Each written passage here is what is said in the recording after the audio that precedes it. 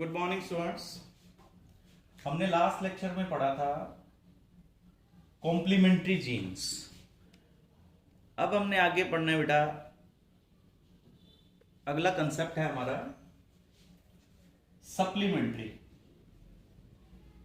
Next is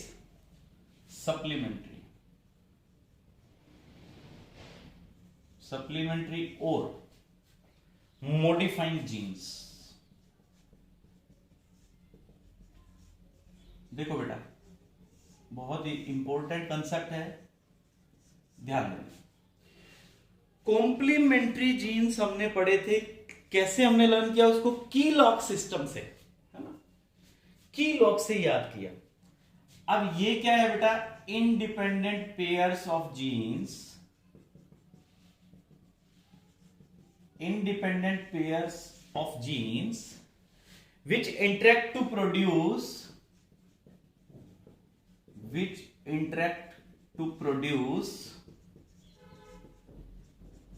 a new trait together। मिलकर के वो एक नया ट्रेट दे रहे हैं, but each dominant gene alone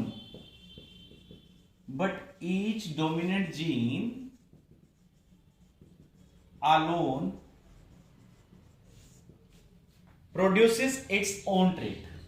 देखो बेटा, मतलब अगर दो पेयर ऑफ जीन्स है, मतलब अलग अलग जीन्स हैं जो मिलकर के एक नया ही करेक्टर दे रहे हैं, लेकिन अकेले अकेले भी अपना करेक्टर दे रहे हैं। देखो बच्चों, पिछला कंसेप्ट और इस कंसेप्ट में डिफरेंस ये है, उसमें दो मिलकर के एक काम कर रहे थे, है ना। इसको ऐसे लेके चलते हैं। देखो, जैसे एक ए है, एक बी। ए कहता है मैंने अपना अलग काम करना है, बी कहता है मैंने अलग अपना काम करना है। फॉर एग्जाम्पल आप ये मान के चल रहे हैं, बट दोनों मिलकर के फिर कहते हैं हमने नया ही काम कर लेना है। वैसे अपनी अपनी, जैसे दो लोग हैं, ये अकेले अकेले तो अपना बिजनेस कर रहे हैं, ठीक है।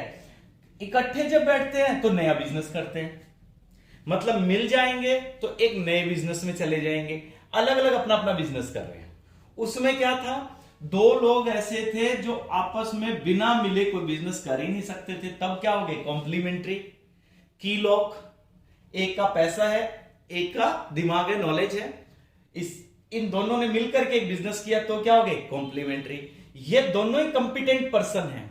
ये अपना बिजनेस अकेला कर सकता है, ये भी अकेला कर सकता है, बट मिलकर के दोनों एक तीसरा बिजनेस नया ही कर लेते हैं। तो ये तो हो जाएंगे बेटा सप्लीमेंट्री। और जब एक के पास पैसा है, दूसरे के पास नॉलेज है, तो अकेला ये भी नहीं कर सकता, अकेला ये भी नहीं कर सकता, तो क्या थे? कॉम्प्लीमेंट्री। तो चलो बेटा, ये तो होगी इसको समझने की बात। अब इसको जेनेटिक्स के अकॉर्डिंग अगर हम इसका एग्जाम्पल देखें, तो इसका एग्जाम्पल है बेटा कि चिकन्स के अंदर जो कोम्ब होता है, कोम्ब ऑन चिकन्स, मुर्गियों के ऊपर, सिर के ऊपर एक कोम्ब होता है बेटा, ऐसे जैसे ये है। अब अगर उसकी शेप ऐसी आ जाए तो इसको कहते हैं बेटा rose comb. This is called rose comb. एक ऐसा कोम्ब भी होता है इनमें जिसमें ये पूरा इसके सिर को यूं कवर करता है, ऐसा। तो इसको कहते हैं बेटा वॉलनट कोम्ब, ठीक है। एक है कि ऐसा हो जाए, इस तरह का, तो इसको कहते हैं बेटा पी कोम्ब। और एक टाइप ऐसी भी मिलती है, इसको कहते हैं सिंगल कोम्ब। तो ये चार जो फिनोटाइप्स आपको दिख रही हैं, ये दो पेयर ऑफ जीन्स का रिजल्ट है। देखो, एक पी नाम का जीन है, जो डोमिनेंट हो जाए तो ये कोम्ब आता है। एक आर नाम का डोमिनेंट हो जाए तो ये आता है। दोनों इकट्ठे डोमिनेंट हो जाएं, देखो इसके पास आर आर है लेकिन छोटा पी, यानी पी डोमिनेंट नहीं है। इसके पास आर आर स्मॉल है। इसके पास दोनों ही डोमिनेंट हो तो ऐसा, और दोनों ही रिसेसिव हो तो ऐसा। मेरा मतलब समझे आप, कि दो pair of genes capital P और कैपिटल आर अकेले अकेले अपना कैरेक्टर दे रहे हैं, देखो रोज कॉम दे रहे हैं, पी कॉम दे रहे हैं, दोनों इकट्ठे डोमिनेंट हो गए तो एक नया कैरेक्टर दे रहे हैं, और दोनों रिसेसिव हो गए तो एक चौथा कैरेक्टर हो रहा है। तो this type of expression, this type of genetic trait is due to these supplementary genes, or you can say modifying genes। हम इनको modifying genes कहेंगे। अब इनका क्रॉस देखते हैं बेटा, ये क्रॉस भी आपका होमवर्क है। अब एक अगर पी शेप की कोम को रोज के साथ क्रॉस करवा दे, जैसे ये पी शेप्ड है, ये रोज शेप्ड है,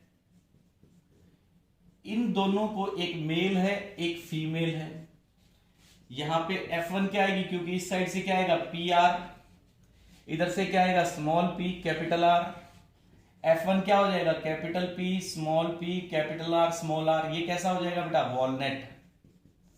अच्छा, सिबलिंग में आपस में क्रॉस कराओ, ये मेल और एक ऐसी ही फीमेल सेलेक्ट कर लो, इसको क्रॉस करा दो, तो इनमें क्या क्या जीनोटाइप आएंगे। देखो यहां से कैसे गैमीट बनेंगे बच्चों, देखो इन दो में से एक जाएगा कैपिटल पी, इनमें से एक जाएगा जैसे कैपिटल आर, जैसे capital P small P capital R, दोनों ही small, capital P capital R, capital P small P capital R. ये आपका होमवर्क है, आपने मुझे व्हाट्सएप पे ये क्रॉस करके और आपने मुझे भेजना है लेक्चर देखने के थोड़ी देर बाद, यानी आज ही भेज देंगे आप मुझे। इसके बाद एक कंसेप्ट है बेटा, वो कंसेप्ट है बेटे एपिस्टेटिक जीन्स और एपिस्टेटिक एंड हाइपोस्टेसिस। बहुत ही इंपॉर्टेंट कंसेप्ट है ये पोस्ट मेंडेलियन सारे इंपॉर्टेंट है। इसमें क्या होता है बेटा, a pair of genes at one locus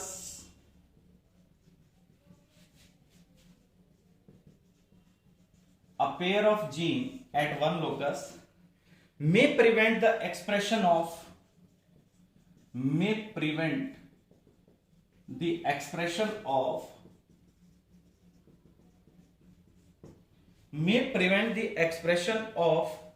a pair of genes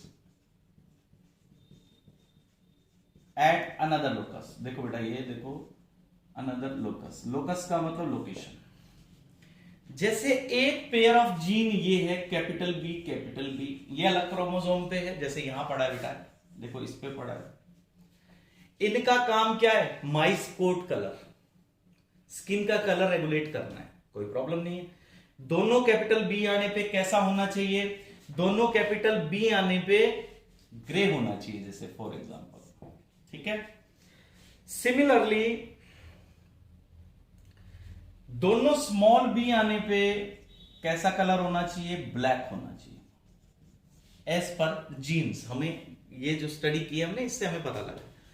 पर बड़ी हैरानी की बात है कि किसी माइस के अंदर कैपिटल बी होने के बावजूद भी ग्रे कलर नहीं आ रहा, किसी के पास स्मॉल बी होने पे भी कलर नहीं आ रहा। व्हाई? तो पता लगा कि एक और जीन है जो किसी और क्रोमोसोम पे रखा हुआ है और वो इसको एक्सप्रेस नहीं करने दे रहा। This is called as epistasis. जो जीन इनको काम नहीं करने दे रहा उनको कहते हैं एपिस्टेटिक, और जो जीन का काम नहीं हो रहा, मतलब कैपिटल बी और स्मॉल बी को क्या कहते हैं, हाइपोस्टेटिक जीन। मैं फिर रिपीट कर रहा हूं, बेटे ध्यान देना। जैसे ये जीन हो तो कलर क्या आना चाहिए, माइस स्पॉट कलर ग्रे, लेकिन हमने देखा कि ये होने के बावजूद, जैसे एक माइस का कलर ग्रे है लेकिन दूसरे के पास ये होने के बावजूद भी उसका कलर है ही नहीं, एल्बिनो का मतलब कलर है ही नहीं। क्यों नहीं है अभी? तो हमने देखा कि एक पेयर ऑफ जीन्स यहां पड़ा जो इसको काम नहीं करने दे रहा। तो इन जीन्स को हम कहते हैं एपिस्टेटिक जीन और इन जीन को कहते हैं हाइपोस्टेटिक जीन। अगर ये दोनों स्मॉल हुए तो ये काम नहीं करेगा, और इसके पास ग्रे कलर क्यों आ रहा है, क्योंकि ये डोमिनेंट फेज में ही है, तो इसलिए वर्क कर रहा है। तो ये किसका एग्जाम्पल हुआ? रिसेसिव एपिस्टेसिस का एग्जाम्पल हुआ, रिसेसिव एपिस्टेसिस। अब इसका एक क्रॉस है, वो भी आपने मुझे करके भेजना है कंप्लीट। देखो बच्चे, आप कोशिश करना, हो जाएगा, अपने हाथ से करेंगे तो प्रैक्टिस होगी बेटा। जैसे ग्रे कलर का मेल माइस, इसके पास क्या जीनोटाइप है? Capital B, capital B, capital A, capital A. इसको क्रॉस करवा दिया हमने एल्बिनो के साथ। एल्बिनो के पास क्या है? Small B, small B, small A, small A. देखो इसके पास स्मॉल आते, इसको काम नहीं करने देगा, काम नहीं करने देगा, तो the colour would be albino. No colour means कोई कलर नहीं आ रहा। अब इसके गैमीट्स क्या बनेंगे? देखो बच्चों, इसके गैमीट्स बन जाएंगे बी ए, इसका क्या बनेगा? Small B, small A. तो F1 जनरेशन में capital B, small B, capital A, small A, ये कैसा होगा? देखो क्योंकि ये एक डोमिनेंट आ गया तो एपिस्टेसिस तो खत्म होगी, तो इसका कलर क्या आ गया बेटा? ग्रे। ऐसे ही दो को क्रॉस करवा दो आप, तो यहां पे क्या गैमीट्स बनेंगे? Capital B, capital A, capital B, small A, small B, capital A, दोनों ही स्मॉल। इधर से भी यही। आपने इसका क्रॉस करके मुझे बताना है कि क्या जीनोटाइप और क्या फिनोटाइप आएगी। अब एक लास्ट कंसेप्ट इसी के साथ ही, लीथल जीन्स। देखो बेटा, बहुत ही छोटा सा कंसेप्ट है, बस एक ही लाइन का। लीथल, लीथल का मतलब होता है डेंजर टू लाइफ। ऐसे जीन्स जो लाइफ को सपोर्ट करते हो उनको कहते हैं लीथल जीन्स, क्योंकि ये वो जीन है जिनसे ऐसे प्रोटीन्स बनते हैं जिनसे लाइफ चलती है। अब अगर ये जीन रिसेसिव आ जाए तो क्या होगा? डेथ हो जाएगी।